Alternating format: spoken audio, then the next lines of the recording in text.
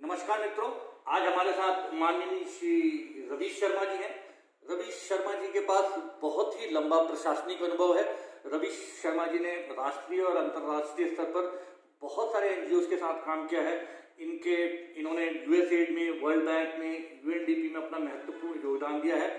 ये धरातल पे जो सबसे नीचे का तबका है हमारे देश के अंदर, हमारे राज्यों के अंदर, उनकी आर्थिक उन्नति कैसे की जाए उसके ऊपर बहुत गहराई से काम किया है। और इनका जो लास्ट असाइनमेंट था मेरे ख्याल से इंडस्ट्रियल हेम्प, जो भांग की खेती है, उसके ऊपर था। तो रवि जी, मैं आपसे ये जानना चाहूँगा, इंडस्ट्रियल हेम्प और कैनबिस में, यानी भांग के अंदर और इंडस्ट्रियल हेम्प में क्या फर्क होता है? आपने बहुत अच्छा सवाल पूछा। सर्वप्रथम मैं आपको धन्यवाद देता हूं कि आपने मेरे को इस लायक समझा कि मैं इसके ऊपर कुछ चर्चा में आ सकूं, संवाद स्थापित हो सके। और उसमें जो चीज़ रही है, क्योंकि हमने दोनों ने उस धरातल पे काम किया है 2 साल तक, जिस पे हमने इंडस्ट्रियल हेम्प पे इस प्रदेश को एक इग्निशन पॉइंट के ऊपर लाके आगे ले जाने का कार्य किया। वो हो सकता है कोविड के कारण से और किसी कारण से वो आगे पनपा नहीं, वो बात अलग हो गई, लेकिन हम दोनों ने काम किया है तो हम इस विषय में जानते हैं। अब रही बात हेम्प की या कैनबिस की, जो आप कह रहे हैं, भांग की या मेडिसिनल कैनबिस की बात, देखिए इसमें 2 चीज़ें बहुत इम्पॉर्टेंट है जिसको हमको समझना, अपने परिप्रेक्ष्य में लाने की बहुत ज़रूरत है। हमारी सरकार वो प्रथम सरकार थी, प्रदेश की प्रथम सरकार थी भारत में, जिसने इसको एक औद्योगिक हेम्प के रूप में आगे विकसित करके पहाड़ी क्षेत्रों में जो हमारे लोकल रह रहे हैं उनका जीविका को आगे बढ़ाने के लिए, उनको एम्प्लॉयमेंट देने के लिए एक अहम कदम उठाया। उसके ऊपर उन्होंने पॉलिसी को भी ड्राफ्ट किया। वो स्टार्टिंग में पॉलिसी में, हर पॉलिसी में कुछ ना कुछ पिटफॉल्स रहते हैं, लेकिन जो मूल तत्व था उसके ऊपर शायद उस पॉलिसी में एड्रेस नहीं किया जा सका। जैसे कि अब मैं उसको बाद में आता हूँ, पहले ये बात करता हूँ। हाँ, मैं इसी के ऊपर बात करना चाह रहा हूँ। देखिए, दोनों चीज हमारे एनडीपीएस एक्ट के द्वारा निर्धारित की जा रही है। एनडीपीएस एक्ट के अंदर सेक्शन 14 के अंदर भारत सरकार ने, जो राज्य सरकार है, उनको ये ऑथराइजेशन किया है कि वो इसके ऊपर अपना एग्जीक्यूटिव ऑर्डर लाके या पॉलिसी लाके इसकी लाइसेंसिंग देके इसको प्रोत्साहित किया जाए। वो सेक्शन 14 के अंदर है, जिसको कहते हैं हम औद्योगिक भांग या इंडस्ट्रियल हेम्प। उसके अंदर 2 ही प्रावधान है कि या तो हम इसके जब हम इसका कल्टीवेशन करेंगे तो इसका जो फाइबर होगा उसका यूज कर सके, और उसके साथ साथ सीड को यूज कर सके। हाँ, उसमें एक प्रावधान सेक्शन 2 सबसेक्शन 3 के ए में लिखा हुआ है, जो अभी तक सरकार ने अपनी पॉलिसी में समाविष्ट किया है या नहीं किया मुझको नहीं पता। 2000 पिछले साल से मैं दूसरे कामों में लग गया, मैं इस काम में नहीं। उसमें यह था कि जो इसका फ्रूट होता है उस पे जो लीव है, उसके अलावा बाकी लीव्स को औद्योगिक क्षेत्र में या आप आयुर्वेदिक क्षेत्र में उसको यूज किया जा सके, दवाई की तरह उसको यूज किया जा सके।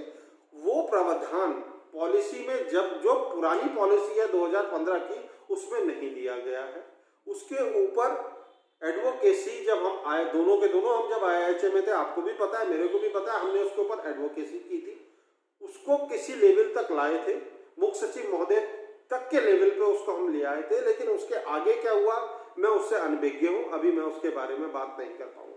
तो मैं जो समझ रहा था, इंडस्ट्रियल हेम्प उस भांग को कहा जाता है जिसमें कि नशा नहीं होता है, और जो भांग नॉर्मल वाली है उससे नशा होता है। तो जो सरकार ने पॉलिसी फ्रेमवर्क किया था 2015 में, इसको कानूनी वैधता प्रदान की थी, इंडस्ट्रियल हेम्प को इस रूप में प्रदान की थी, सामान्य किसान भी लाइसेंस लेके इसकी खेती कर सकता है, और उससे जो रोजगार और सृजन उत्पन्न होगा उससे सामान्य किसानों का लाभ होगा। मेरा सवाल अब इस प्रकार से है, हमने सन 2015 में भारत का पहला राज्य होने जिसने इंडस्ट्रियल हेम्प की खेती को अलाउ किया था, पहला राज्य होने के बावजूद और 2018 में पहला लाइसेंस मिलने के बावजूद आज तक रेवेन्यू में 1 पैसा जनरेट नहीं हुआ है इंडस्ट्रियल हेम्प की वजह से। आप इसमें कहाँ पे समस्या देखती है कि ऐसा क्यों हुआ? बहुत अच्छा और तार्किक प्रश्न आपने ये उठाया है, जो मैंने इस धरातल पे काम करके देखा है और जो इसके अंदर पिटफॉल्स हैं, उन पिटफॉल्स को यदि एड्रेस किया जाएगा तो ये एक इंडस्ट्री के रूप में विकसित किया जा सकता है। वो पिटफॉल्स, 2-3 पिटफॉल्स ऐसे हैं जिनको एड्रेस करना बहुत लाजमी है, उसके बाद ही उस पॉलिसी को इम्प्लीमेंटेशन किया जाए। प्रथम है कि अभी तक भांग का जो बीज है, जो औद्योगिक भांग है, उसमें 0.3% THC के बीज को ही आप उगा सकते हो। ये THC जो है नशा करने वाला, ये नशा करने वाला है, इसका फुल नाम है टेट्राहाइड्रोकैनाबिनॉल। उसको यूज किया जाएगा और उसको यूज करने का केवल तात्पर्य यही है कि उससे कोई भांग या उससे कोई नशा उत्पन्न नहीं होगा। उसका जो प्रोड्यूस है वो औद्योगिक क्षेत्र में यूज किया जा सकता है। रेशे से कपड़े बनते हैं, बहुत अच्छी क्वालिटी के कपड़े आ रहे हैं। रेशे को जर्मनी में तो अब कार के जो इंटीरियर्स है उसको डेवलप किया जा रहा है।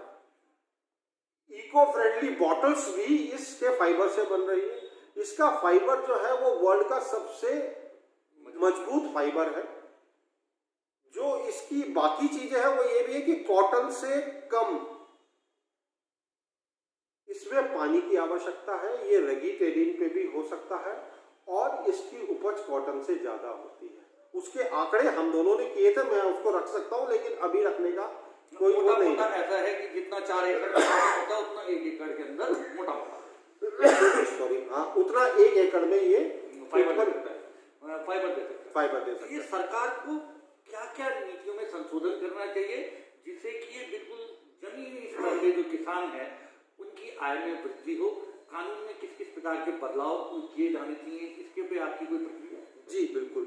सबसे प्रथम ये है कि इसका जो बीज है वो हमारे इंडियन सीड एक्ट के अंदर रजिस्टर्ड नहीं किया गया है। उसके रिपरकशंस ये हैं कि जो सीड उत्पन्न होगा या जो भी किया जाएगा, जब कल्टीवेशन होगा, उसको जो सीड उत्पन्न होगा उसकी ट्रेडिंग आप नहीं कर सकते क्योंकि वो सीड एक्ट के अंदर नहीं है। ट्रेडिंग जो कर रहा है वो इलीगल कर रहा है। अब उस सीड से आप हेम्प ऑयल भी निकाल सकते हैं, जिस हेम्प को बहुत विस्तृत, उस ऑयल का बहुत विस्तृत उपयोग किया जा सकता है। मेडिसिन में भी उपयोग होता है, ब्यूटी कस्टमेटिक में भी उसका यूज किया जाए, आगे भी किया। सबसे प्रथम ये है कि सरकार को ये भारत सरकार के साथ निहित करते हुए इसको सीड एक्ट, इसके बीज को सीड एक्ट के अंदर लाना बहुत जरूरी हो गया। अच्छा, तो भारत सरकार को आपकी नजर में इस प्रकार से करना चाहिए कि पहले हेम्प के सीड को सीड एक्ट में लाए, किसी बड़े संस्थान को, जैसे कि अपना यूनिवर्सिटीज वगैरह हैं, पंतनगर यूनिवर्सिटी है, बरसात यूनिवर्सिटीज है, इनको इसके ऊपर रिसर्च का काम देना चाहिए और फिर वहाँ बीज उत्पन्न करके आम किसानों तक इसको पहुँचाना चाहिए। क्योंकि आज तक जहाँ मैं समझ रहा हूँ कि 25 से 30 किसानों को उत्तराखंड के अंदर आज भी भांग की खेती का लाइसेंस मिला हुआ है पर वो उगा नहीं पा रहे। ये सरकार की लैक्यूना की वजह से। रवि जी, आपका बहुत बहुत धन्यवाद। अगली बार हम आपसे चर्चा करेंगे इसकी खेती किस प्रकार से की जाती है और कितने क्षेत्रफल में खेती करने से किसान को क्या क्या लाभ पहुंचेगा और उससे इंडस्ट्रीज कैसे डेवलप होगी। आपका बहुत बहुत धन्यवाद। धन्यवाद, आपका बहुत बहुत धन्यवाद।